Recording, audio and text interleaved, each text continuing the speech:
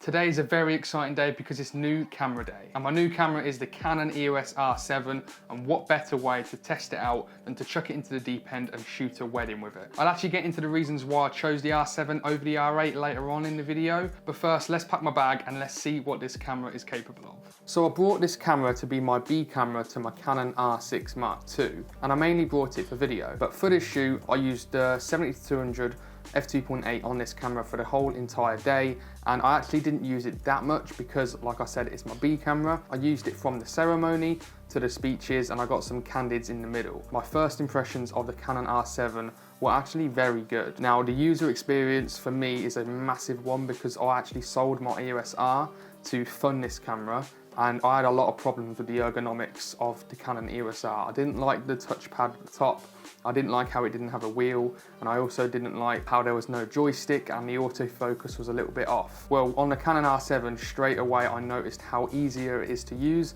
and how user-friendly it is. I had a great time using this camera, mainly because of the joystick and surprisingly the wheel. Now, the wheel on cameras such as my R6 Mark II is located at the bottom where they normally are. However, on the Canon R7, there is still the D-pad there like on the EOS R, and the wheel is actually located at the top of the camera outside of the joystick. Now, I thought this would be quite weird. However, because my thumb is always on the joystick pretty much 99% of the time, because that's actually how I use my focus. If I need a quick aperture change, I can literally just turn the wheel within an instant and then I can change my settings. It does take some time getting used to, obviously, because it's a different button layout than the Canon R6 Mark II. But one thing that I didn't like is the dial on the back of the camera is gone now, and it's been replaced with an on, off and video switch. Now, can be a good thing because you can do everything one-handed. The amount of times I went to change my ISO using that switch and it's not there, and I went to either put it into video mode or turned it off, was a lot because obviously I'm not used to it. Hopefully within the coming months I will get used to it and I'll understand that there isn't a dial there, but just be warned, there is a little bit of learning curve to this camera with the ergonomics, and overall I do think it is good. However, I do wish there was a third wheel. I do think I might actually change my ISO to the back wheel. I reckon I'll get used to this camera very, very quickly. Now, already straight away, because I already love this camera, like I said, the EOS R's autofocus is good, but it's not amazing. Well, this autofocus shares the same as the R6 Mark II and also the Canon R3s, which is arguably one of the best autofocuses on the market at the minute. It's absolutely amazing. You can either use the joystick to focus like one-shot AF or servo AF on where you want, but I've actually mapped the back button to eye autofocus. So whenever I press the back button, it automatically locks onto an eye if it can find it. It tracks the eye so well, it's really fast, and overall the autofocus is amazing. Paired that with the ergonomics of this camera, and I had such a great time, more than my EOS R before, and I'm really happy so far that I did buy it. However, from looking at the back of the camera, because I was at low light and I was at f2.8 and around 1/100th, 1/200th of shutter speed, I did have to bump ISO up to 4000, and just by looking on the back of the screen, they didn't look extremely sharp as they normally did. I will give the benefit of the doubt to this camera, and because it is an APS-C sensor, they're not as good in low light as full frames. A lot of people know that, and considering it was at 4000 ISO at a wedding, I don't think it did too bad because I was zooming into the photos on the back of the camera a lot. So just by looking at them uncropped and unzoomed in, I do think they'll be good photos to use. I've not had a chance to look through them yet, but just first impressions, it wasn't amazing in low light, but that's okay. I knew that going in, and overall I still think it did a pretty decent job, and I'm hoping that the photos come out okay. I will get into reasons why I love the Canon R7 and the main reasons why I brought it in another video, but for now this is probably the reason why you're here anyway, and that's why I actually brought this camera over the Canon EOS R8. Now, the Canon R8 is obviously a full frame sensor, and it's coming in around, I think it was about £150 more than the R7, so not too much. And the R8 shares the exact same sensor as the Canon R6 Mark II. So a lot of you out there thinking, why wouldn't I go with the Canon R8? Well, there's a few reasons why I didn't go for the Canon R8, and the Canon R8 only had one reason to go for that, and that was that big full frame sensor. I actually made the decision to go with the Canon R7, which is an APS-C sensor, because of a few reasons, and the biggest reason is because of the Canon R8's overheating. Now, I do live in England and it is cold most of the time here, However, I have seen a lot of videos and a lot of articles out there saying that the Canon R8 can just overheat in normal room temperature if it's recording for a long time. I'm getting into wedding videography, and a lot of the time my B camera will be where I get the audio, and it's going to be sitting on a tripod on a certain end of the room, and if the ceremony and if the speeches last longer than like half an hour, let's say, well, the camera might overheat if it was the R8. And I can't afford that at a wedding, especially if I'm recording the audio to it.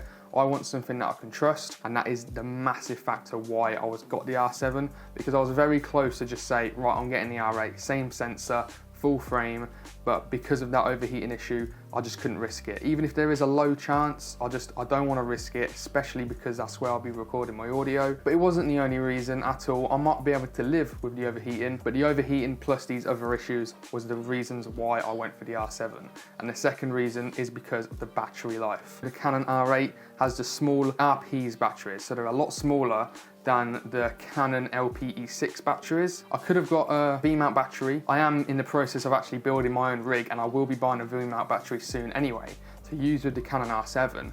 However, that's just for very specific needs, and I don't want to be using a rig all the time with a monitor on top with a V-mount battery, because it can get heavy. What I do want to be able to do is whip this camera out and be able to get some B-roll with it. I want to be able to whip this out and be able to shoot consistently for a couple of hours in 4K 50p 10-bit 422 in C-Log without worrying about the battery. So not just for the annoyance side, but also on the price side. They're not the cheapest batteries in the world. Even though they're half the size, they're still around £40–50 each. That's gonna add up, and it's gonna add up quite a lot, probably a couple £100. Whereas I already have some of these batteries and some third-party batteries. I can just use the ones I already have. Another reason why I chose the R7 over the R8, which isn't the biggest deal in the world, because the Canon EOS R only had this, and that is because the R7 has 2 SD card slots, whereas the Canon R8 just has the one, like my old EOS R. And obviously I lived with my old EOS R. Like I said, I shot all of the audio on my old EOS R for the latest wedding video I done, and that only had 1 SD card slot. The ease of mind that it will give me and the stress that it will not cause me just by the potential of a card failure or anything like that, the fact that it will write to both cards and I know that 2 of them have the footage just eases my mind a little bit. And especially if you're doing something like wedding videography, if someone's doing the speeches or the ceremony, you cannot replace that, you cannot redo it. It's not going to be like an interview where you can get another schedule for another day potentially to do another interview. This wedding is happening once, so you have to get it first time. So that's why I thought it was crucial for me to have 2 SD card slots, even though it is APS-C.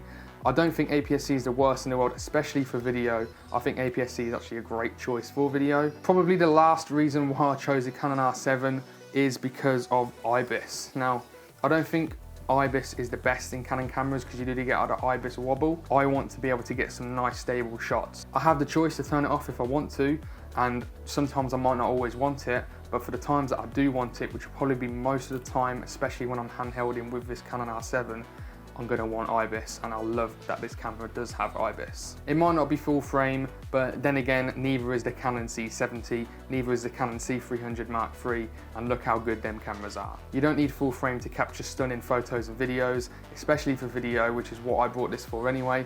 A lot of movies are shot on Super 35, which is a similar crop factor to this. Obviously, a cinema camera is completely different to a £1,300 photography hybrid camera, but the fact that the C70 isn't a full frame and it's still absolutely unbelievable, it does give me hope, and it does show that you don't need full frame to get some good video. Because at the end of the day, narrative, the editing, lighting is way more important to what sensor size you have.